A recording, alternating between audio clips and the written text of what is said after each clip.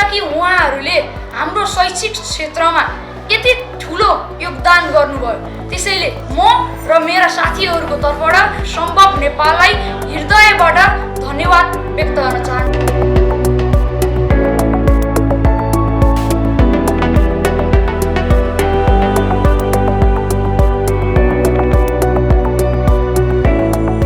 सम्भव नेपालबाट चाहिँ यो विद्यार्थीहरूको लागि चाहिँ पोसाक स्टेसनरीहरू सपोर्ट भएको छ।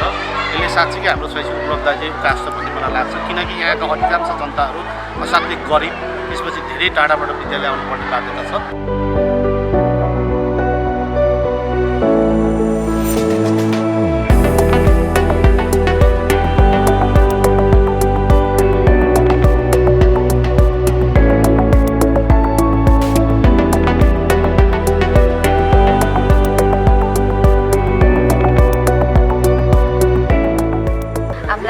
सम्भव नेपालले ड्रेसहरू उपलब्ध गराइदिनु भएकोमा सबैभन्दा पहिला चाहिँ हजुरहरूलाई धन्यवाद। यो ड्रेस चाहिँ हाम्रो लागि एकदम न्यानो छ। हाम्रो यो स्कुल चाहिँ पहाडी भेगमा भएकोले हामीलाई चाहिँ एकदम राम्रो छ।